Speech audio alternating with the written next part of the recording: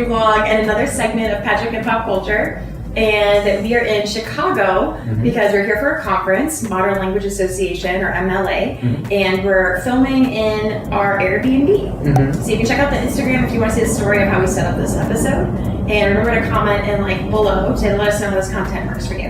Patrick, why are we here and why are we drinking tea? Okay. So like Chelsea said, we're here in Chicago for a conference, but we're also here to commemorate the place where disco died. On July 12th, 1979, in Kaminsky Park, right over there, there was this thing called Disco Demolition Night, and a local radio station had people in the city bring disco records, and they blew them up in the middle of this baseball field, and it was this big event, the Disco Demolition Night, and it actually caused so much damage that the Chicago team had to end up forfeiting. The White Sox ended up forfeiting the game because Disco Demolition Night turned into this super violent, almost riot. It got really, really intense. And so they had to call the game off, they had to forfeit it, because what began as this cute, sort of cool radio station gimmick turned into this really scary moment where disco died. So we're here in Chicago to commemorate disco. We're also drinking tea because we are talking about D.A. Powell and his work, his sort of modern day divine comedy, this collection of 3 books, Tea, Lunch, and Cocktails. These were recently collected in a book of his called Repast. I actually didn't know that. Yeah. So these were his first 3 books, Tea in 98, Lunch in 2000, and Cocktails in 2004. So we're taking it back. We're taking it back to disco. We're taking it back to the early 2000s. We're talking about disco music. We're talking about D.A. Powell, and we're talking about how sort of dance music plays into Powell's poetry, and then also how it plays into sort of HIV/AIDS and queerness. Okay. So what do you know about D.A. Powell? My introduction to D.A. Powell was the book Chronic. Okay. And he was coming to town to do a poetry reading, and I knew that he was explicitly writing through AIDS as a poet who had really lived through the extraordinary genocidal early AIDS crisis itself, and was a pretty active activist, to be redundant, about both the relationship between ecological crises and chronic illnesses and their infectious diseases and things like that. Yeah. And it was the first poet where, for me, because I had just learned that HIV and Lyme are cousins, the spirochetal microbes they operate in the same way as a corkscrew kind of autoimmune function, that I came, and nobody had written poetry from Lyme perspectives, where I felt like my queerness and my Lyme were now a conversation with another element of being queer. And of writing through illness without it being about me or about Lyme disease per se, which for me is more freeing. So I was really excited by that, and Chronic was a really important book for me. I had a really similar experience with D.A. Powell. It came before Chronic with Cocktails, because D.A. Powell is a gay man living with HIV, and Tea, Lunch, and Cocktails is really about writing through that. Well, and I think what's so exciting for me about Powell's poetry is how fun it is. Exactly. Tom Gunn, wonderful poetry, not fun poetry. But Powell, it's hilarious, it's full of puns, it's campy, it's silly, it's wonderful. And real quick for our listeners, what's campy mean? That, we're going to talk about that. Okay, we're going to talk about so camp. If you were put a pin in that, what does campy mean? That's coming. Because camp is a huge part of what makes his poetry, what makes Powell have that D.A. Powell sound. It's a big part of disco. It's a big part of gay nightlife. Yes, exactly. It's a huge part of queerness, and it's a huge part of sort of surviving AIDS. So Powell is this important poet within the history of AIDS poetry, after Tom Gunn, but before people like Jericho Brown and Denise Smith. Yeah. So coming at this very significant juncture. Also, it's important to know that combination therapy became accessible in 1994. It was by no means a sort of reliable treatment for HIV, but it did sort of prolong some life.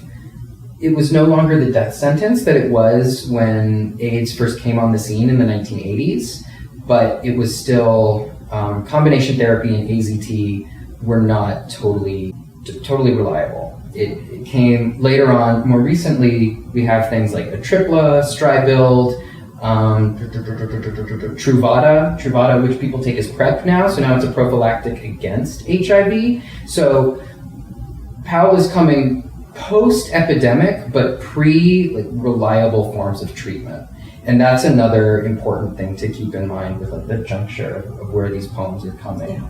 So a little bit about Powell's sort of style. He quite famously took his notebook and turned it on its side because he found that he was writing these long lines with these great big pauses. At the end of these clauses, usually at a period, he will hit the space bar 3 times. So there's almost this gasp, this sort of breathlessness. The introduction to Repast calls it heavy breathing, which I think is fantastic because you think of you're on the dance floor, you're in the middle of having sex, it's that heavy breathing. And that really embodied quality is a huge part of Powell's work. Mm-hmm. So the poems, they look unlike other poems. They have a very experimental look to them, but there is a kind of readability to them. I think it was Stephen Burt said something like, no accessible poet is so original and no original poet is so accessible. And that's the D.A. Powell catchphrase, right? So let's talk tea. Okay, but real quick, I want to also add for our student listeners, that's a really great reading exercise. So if you're someone who struggles with line breaks, try that. Take your notebook, turn it around, and then write from that space, and then see where you can create line breaks within the lines or where you need them, and read them out loud and play with the breath on the page without letting the usual vertical structure force you to break lines. Yep. Yeah. Perfect. So one thing that Powell is really going for, and one thing that I think has really entered the current lexicon thanks to RuPaul's Drag Race, is what's the tea? Oh yeah, spill the tea. So easy enough. Gay people, gay men especially, referred to as queens, sitting down and having tea like royalty it follows naturally. Yeah, it's like gossip. It's like the queer version of old ladies on a porch drinking iced tea. Yep. But it's yeah. So you had the night before, you went out dancing, and then the next morning you sit down for tea and you spill the tea and you talk about what happened, who is sleeping with who said what to whom. You spill that tea. You throw mild shade. Mild being the key word. It's the art of it. Yeah. So, and this is another very D.A. Powell kind of move, is the word that means one thing, sitting down for tea, and it also means another thing, gossip. Yeah. And queerness and sort of community between gay men. Yeah. And there's also a sort of coyness and silliness to these things, but a silliness that is deadly serious. So Tea opens with a series of elegies, a series of poems for men that died of AIDS. Like I said, this was published in 1998, so this is coming right on the tails of AIDS as an epidemic. And the name of the section for this first section with all the elegies is Tea Leaves. It verges on irreverence, this pun of leaves, to be writing a bunch of elegies, and it's they're leaving the tea leaves. It refuses to commemorate these men with just deadly seriousness. It refuses that. Of course it's serious. Of course it is. But it's also not serious at all. Yeah. It's also just very, very silly. Yeah.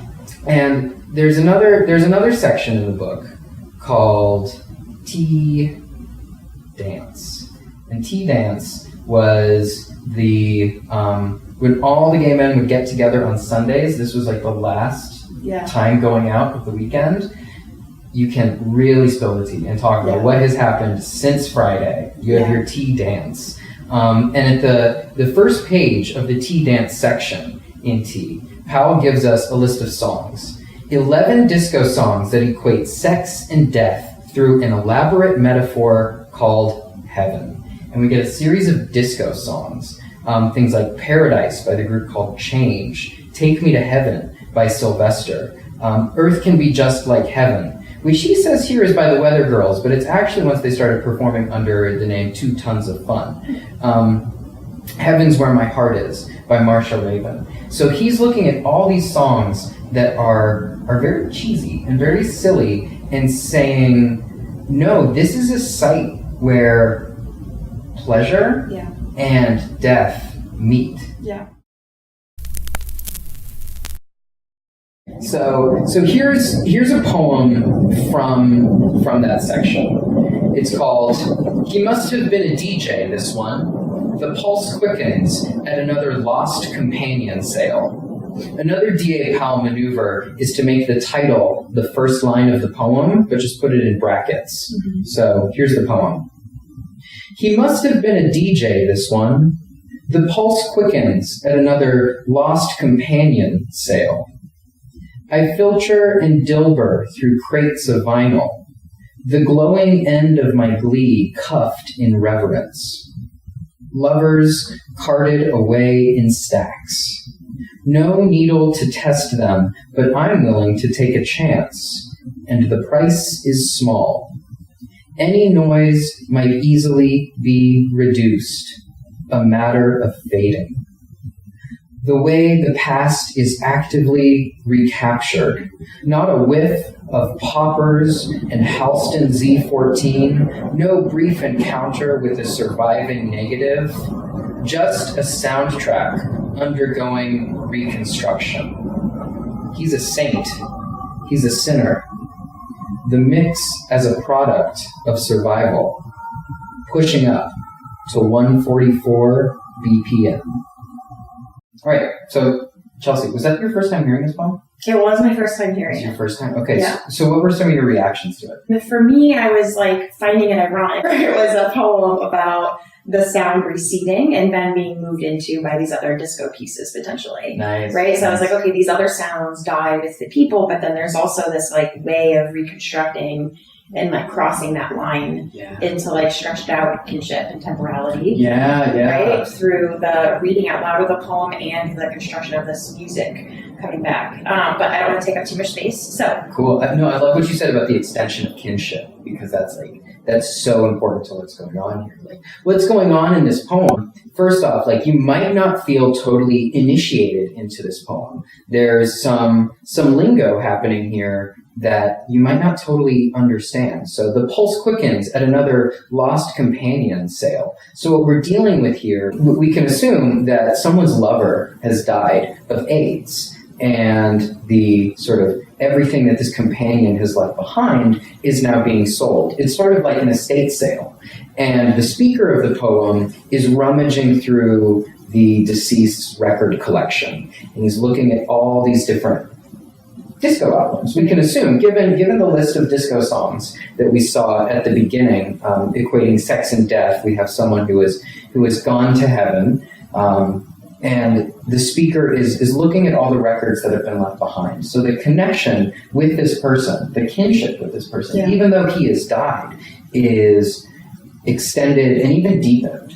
And that really comes to the fore when you get to the lines, lovers carted away in stacks, no needle to test them, but I'm willing to take a chance. So the record itself becomes synonymous with the lover, and there's no needle to test them. So that's the needle to sort of run the blood test to see if they've tested positive for HIV, but then it's also the needle to test the record, to see if it's scratched, to see if it's still high fidelity. The price is small. Any noise might easily be reduced, a matter of fading. So this listening to disco music, which is unabashedly cheesy and unabashedly gay, is a way of commemorating those that we've lost. Right. And we really get that in the line, the glowing end of my glee, cuffed in reverence. So disco, one of the songs that's listed in the 11 disco songs that equate sex with death is Heaven Must Have Sent You by Bonnie Pointer. Heaven Must Have Sent You by Bonnie Pointer, which is this like gloriously cheesy song. Yeah. It's so good. Like that, link to that on this. That's wonderful. And it's a very campy song. Yeah. And like that's a really important sensibility. And I use the word sensibility intentionally. So when I say camp, maybe don't worry about defining it, but when I say camp, like what comes to mind? Rocky Horror Picture Show. Perfect. Right. Perfect. Anything else? Oh gosh, too many things. We're gonna move on. Okay. Because So, gay nightlife culture, excess. When people say queer excess, they're usually referring to that sort of like self-ironic, overplaying dramatization of like the drag show. So camp really came into the lexicon sort of like in the late 19th, early 20th century with someone like Oscar Wilde. And camp is obsessed with surface, obsessed with artifice, and obsessed with taste. Yeah. Taste that is Baroque, Rococo, shiny, glittery, and a little bit tacky. Too much. Too Camp is much. all about the too much in a way that makes you feel like there's something kind of eerie going on, but in like not a horror. Like the Rocky Horror Picture Show. Yep. There's a cheese factor to it. There's a tackiness to it. But there's skating in the 80s. Yeah, but there's also like a love of it. So there is a sincere love for Tiffany lamps, for Strauss operas, for disco. Susan Sontag wrote an essay called Notes on Camp, and this is a really important essay in defining it as a sensibility, because camp is less about how something looks and what something is, and more like our attachments to it. Yeah, it's a method. It is a method. Yeah, absolutely. And she wrote that essay in 1964. And it's an important essay, but it's also important to note that 1964 is pre-Stonewall and certainly pre-AIDS and way pre-D.A. Powell. So it's sort of camp before camp became like a very queer sensibility. But what's important is there's one line that she has in this essay that I think is really important to put some pressure on. Quote, "To patronize the faculty of taste is to patronize oneself. For taste governs every free, as opposed to rote, human response. Nothing is more decisive." End quote. And like, I love that because it totally gets to the point that having a sensibility for disco, as cheesy as it is an assertion of one's own autonomy. And to do it in the face of something like what happened at Kaminsky Park, where these disco records were blown up and burned to the ground, and to still assert oneself and to say, I know it's tacky, but I love it. Yeah. That is a radically political act. Yeah. And what's so interesting is that Sontag makes the case that like camp is apolitical because it is so surface, but like that's the opposite. Certainly like post Stonewall, like not at all, Susan. Yeah. So like it's an important essay, but it's a dated essay. Well, because camp is like a way of perceiving, right? That's like inherently political. Like how we perceive like the things that we decide are desirable or are good or are worth like time to spend with. Like that is a very political act in and of itself. Right. And I remember Susan Sontag's essay was my introduction in undergrad to the concept of camp as camp. I remember being relieved because it seemed like it was like my baby step introduction to postmodernism, right? Yeah, right. Because it was like, oh, this is a style that is hyper aware that taste is a choice, but it's accumulation of choices within a set community, and it totally has to be irreverent then, because taste is no longer in that moment this like thing that's decided by this one group, and then it's uniformly placed on everyone else. There's a certain freedom for play that comes out immediately when you realize that taste is just a set of choices made within a discourse community. A community talking to each other is discourse community. And when that taste is in some way bad taste. It is in bad Exactly. taste. It is even more. It's a giant middle finger. Yeah, it's assertive to say like, I have bad taste. We all have bad taste. Yeah. But you know what? The glowing end of my glee is cuffed in reverence. So my bad taste is radical. It's important. It keeps me connected to those that have passed on. Mm-hmm. And it really helps assert me and my kin in the face of an epidemic. Yeah. And that's why disco, that's why camp is so important to Powell, to gay men, to surviving AIDS. To tea. To tea. Absolutely. Absolutely. So I want to turn now to the last poem in the last book of his trilogy. Okay. Because I feel like this is the perfect farewell to what Powell is getting at in this book. We're going to wrap up. So this is the last poem. And let me just say that the reason cocktails has become so important to me is when I got my own diagnosis as being HIV positive, I was, as anyone would be, lost, confused, scared, angry, alone. And I needed someone to make me feel like I wasn't alone and that I was okay and that I was still going to experience joy and I was going to be able to dance and live and survive. Yeah. And Cocktails recognizes the tragedy that is HIV/AIDS, but also recognizes the joy that will enable you to survive it. Yeah. And so this poem is called Coda and Discography, a Song of Paradise. I'm going to read the coda, and then I'll read the discography. The discography is a list poem of different disco tracks. I have made a playlist of all of these tracks, the ones that I can find. Just for you. Just for you. So be sure to check that out, because there is no greater joy than reading D.A. Powell while listening to these songs. Yeah.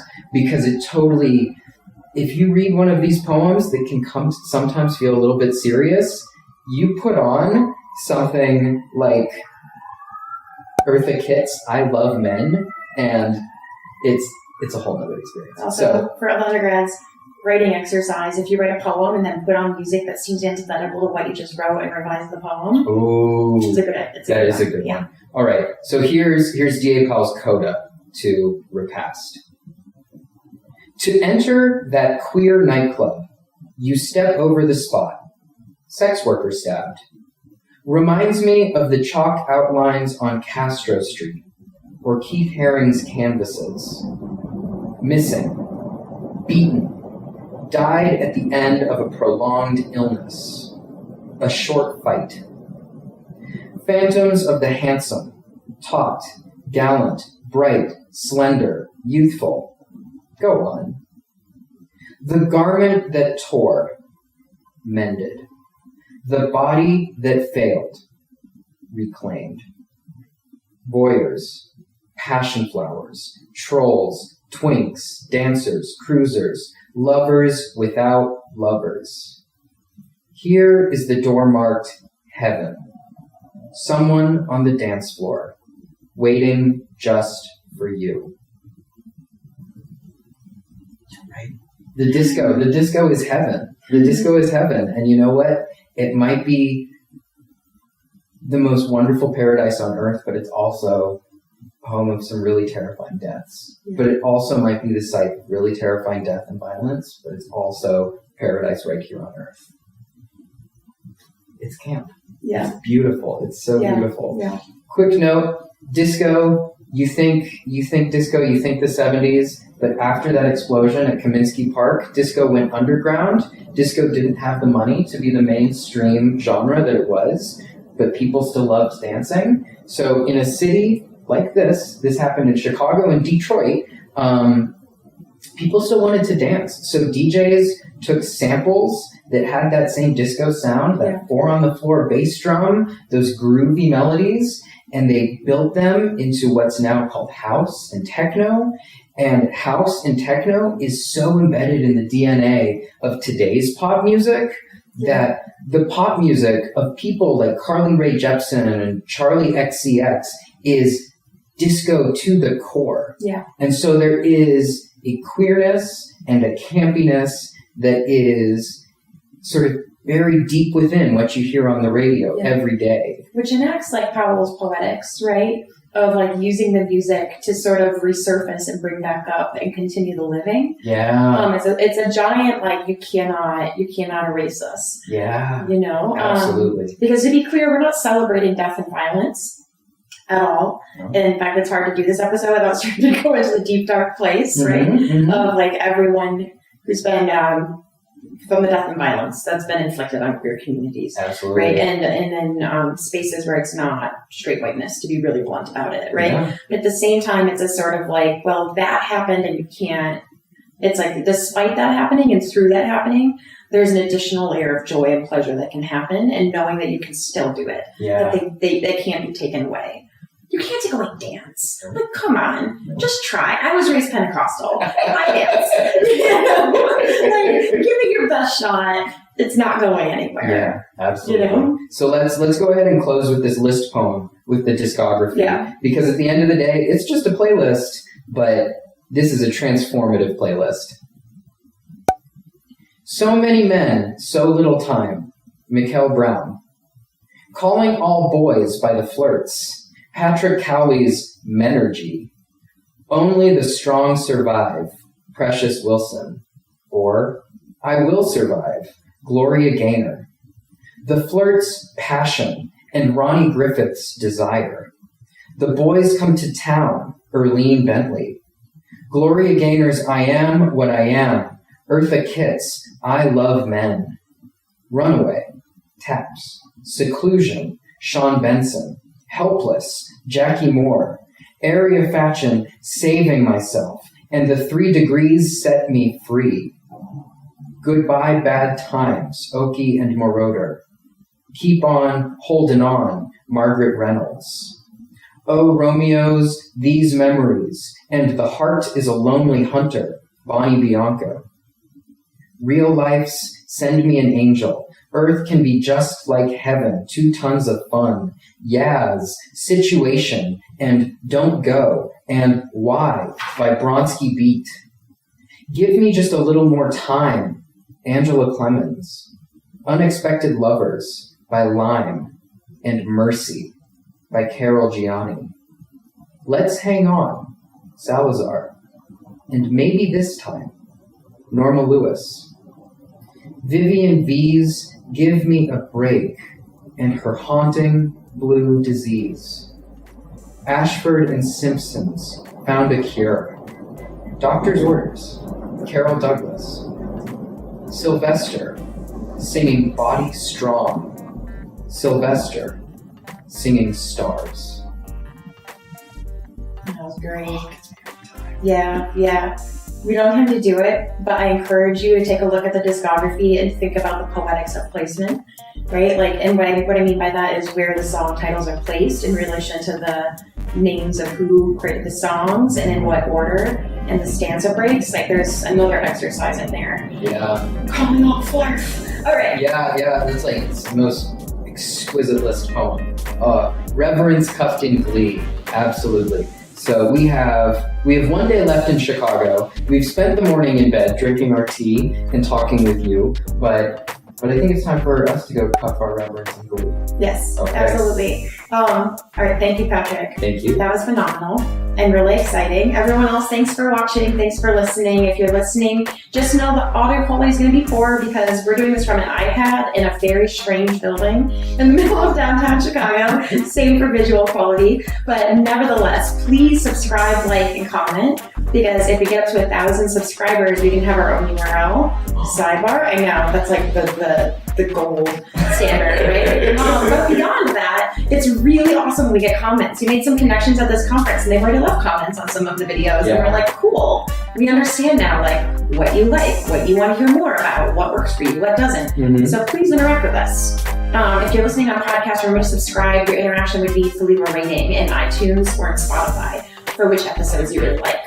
All right, everything else is already linked in the bottom if you're on YouTube. If you're listening on the podcast, thepoetryblog.com. Catch up on all of our different platforms. Patrick's now also on Instagram, so check us out there. Just type in the poetry blog. There's no other one. We'll be fine. You'll find it. Okay, are we good? All right, we're good. Thank you. Bye.